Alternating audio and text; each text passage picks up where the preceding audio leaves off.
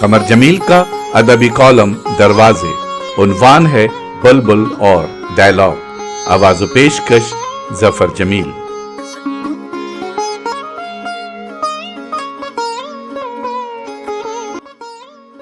आतिश ने अपनी एक गजल में कहा है कि हम और बुलबुल बेताब गुफ्तगू करते। तो मैंने एक साहब से पूछा, जनाब गुफ्तगू से क्या मुराद है? कहने लगे मुकालमा। मैंने कहा, मुकालमे से क्या मुराद है? कहने लगे डायलॉग। मैं इतना घबराया कि वहीं डायलॉग खत्म हो गया। सिरे दिल बरा के मुसन्निफ फरमाते हैं कि अल्फाज के मानी अल्फाज में बयान करना बहुत मुश्किल है। मसलन कोई कहे कि नार के मानी आतिश, आतिश के मायने फायर और फायर के मानी अग्नि, अग्नि के मायने आग, तो ये हकीकतन मानी का बयान करना ना हुआ। नार के मानी तो हकीकतन वो सुर्ख और भड़कने वाली चीज है जो रोजाना आपके बावर्ची खाने में सुलगाई जाती है। मगरिब के एक मुफक्किर का ख्याल है कि जादू को सिर्फ मंतर नहीं समझना चाहिए। जादू में इंसान, कायनात और माशरे को एक वहदत समझा जाता है। मगर दूसरे हजरात का ख्याल है कि मौसूफ जादूगर कम और मुफक्किर ज्यादा थे। ऐसे भी राग हैं जिनसे आग लग जाती है और ऐसे भी राग हैं जिनसे बारिश होने लगती है। मगर सवाल यह है कि आप कौन सा राग जानते हैं, वो जिससे आग लगती है या वो जिससे बारिश होने लगती है? किसी जमाने में लोग शिकार से पहले जोश में नाचने लगते थे। जंग में बहादुर जवान चीखते चिल्लाते थे ताकि उनके इरादों में कुव्वत पैदा हो और वो दुश्मन को खौफ ज़दा कर दें। उस जमाने में आर्ट जादू का एक जरिया था, एक हथियार था जिससे इज्तिमाई इंसान मजबूत होता था। जादूगर कबीले का नुमाइंदा था, लेकिन अगर वो कबीले की तवक्कुआत पर पूरा ना उतरता तो उसे मौत के घाट उतार दिया जाता।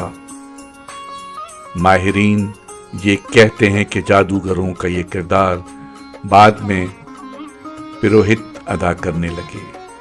आजकल ये किरदार नॉवेल निगार अदा कर रहे हैं, पहले अफसाना निगार अदा करते थे, जिनमें से प्रेमचंद, आजम क्रियोही, सज्जाद हैदर यलदरम, मिंटो, कृष्ण चंद्र बेदी और बलवंत सिंह के अलावा सब मौत के घाट उतार दिए गए। कासमी साहब की अफसानों की तलाश की जा रही थी, मगर लोगों ने कासमी साहब की शायरी देकर उनके अफसाने बचा लिए। किसी ने सच कहा है कि कुश्ता नशुत अस कबीलाए मानीस्त। मेरे एक दोस्त फरमाते हैं कि दो मसले अहम हैं, जिन्स का मसला और मौत का मसला। मैंने उनसे कहा, भाई रोटी का मसला कहां गया?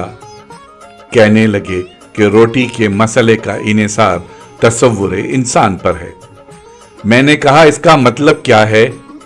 कहने लगे, अगर आप मजदूर वगैरह हैं तो आपकी जिंदगी में रोटी का मसला शायद पैदा हो जाए, वरना दो ही मसले हैं, मौत का मसला और जिन्स का मसला। मैंने कहा, आपने ये मसले कहां पढ़ लिए?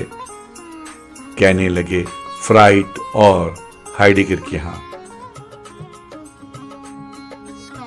अस्करी साहब के मसले आदमी और इंसान दोनों थे। तो फिर सवाल यह है कि उन्हें हल करने में इतनी देर क्यों लगी? इसलिए अस्करी साहब ने कभी घड़ी देखकर मसले हल नहीं किए। घड़ी से आपकी क्या मुराद है? शागिर्द ने कहा, घड़ी, दो घड़ी। आज के सनती अहद और उसकी पेचीदगियों का इज़हार दियोमाला में नहीं हो सकता, लेकिन یہ باتیں اگر انتظار حسین اور انور سجاد جانتے تو دیو مالا کے پیچھے اس طرح نہ دوڑتے جیسے خوبصورت بچے کھلونوں کے پیچھے دوڑتے ہیں۔ آرٹ آپ کے زخموں پر مرہم بھی رکھ سکتا ہے، آرٹ آپ کو بیدار بھی کر سکتا ہے، روشنی بھی دے سکتا ہے، آرٹ آپ پر سایہ فگن بھی ہو سکتا ہے، آرٹ آپ کے اندر جو پورا آدمی ہے اسے حرکت میں لے آتا ہے۔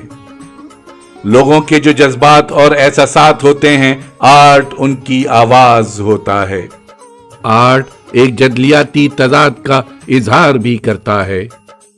آرٹ میں جہاں ایک طرف گہرے اور شدید تجربے کا اظہار ہوتا ہے، وہیں اس کی تخلیق میں ذہن اور شعور بھی صرف ہوتا ہے، اور بڑی قدرت حاصل ہونے کے بعد فنکار اپنے مواد پر قابو پاتا ہے۔ آرٹ میں بہت کچھ ہوتا ہے، فنی قواعد کا لحاظ بھی رکھا جاتا ہے، مگر فنکار ان فنی قواعد کے جانور کو سدھا لیتا ہے، اس سے خوف زدہ نہیں رہتا۔ شاعری سے یہ بھی ظاہر ہوتا ہے کہ اب ہم میں دوسروں کے تجربات میں شریک ہونے کی کتنی صلاحیت باقی ہے۔ ہم میں سے بیشتر حضرات دوسروں کے تجربات میں شریک ہونا نہیں چاہتے، اسی لیے دکانداروں کا خیال ہے کہ شاعری کی کتاب نہیں بکتی۔ میں نے ایک دکاندار سے کہا، جناب احمد فراز کی کتابیں تو آخر بکتی ہیں۔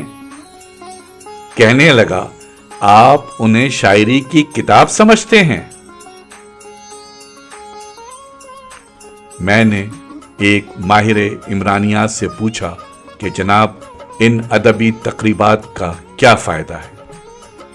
کہنے لگے کہ ان تقریبات میں سماجی تجربات ہوتے ہیں، اور اس سے فائدہ یہ ہوتا ہے کہ سماجی تجربہ صاحب کتاب کے باطن تک اتر جاتا ہے، اور وہ بیچارہ آخر کار معاشرے کا ایک حصہ بن جاتا ہے۔ ورنہ آپ بتائیے، ہمارے ادیب یا شاعر کا معاشرے سے کیا تعلق ہے؟ فن کی تخلیق آزادی کی حالت میں ہوتی ہے۔ انسان کا ہر فیصلہ بھی اسی وقت کیا جا سکتا ہے جب وہ آزاد حالت میں ہو۔ نقاد باردیو نیکولس کہتا ہے کہ یہ آزادی انسان کو غیر عقلی حالت میں یعنی irrational حالت میں حاصل ہوتی ہے۔ انسان شعور کی حالت میں کھل کر سامنے نہیں آتا۔ جب وہ مذہب کا پابند ہوتا ہے تو اس کی اصلیت سامنے نہیں آتی۔ باردیو کا خیال ہے کہ روس کی ماں بعد الطبیعات کا سب سے بڑا اظہار دوستویفسکی کے ناول میں ہوا ہے۔ خیالات اس کے آرٹ کو بامانی بنا دیتے ہیں۔ دوستویفسکی کے ناولوں میں ایسا لگتا ہے کہ خیالات زندہ ہوتے ہیں اور اپنی تقدیر رکھتے ہیں۔ اس کے ناولوں میں باردیو کہتا ہے کہ خیالات ایسے ہی ہوتے ہیں جیسے آگ کے گرداب۔ ابھی آپ نے قمر جمیل کا کالم بلبل اور ڈائلاگ سماعت فرمایا۔ آواز و پیشکش ظفر جمیل۔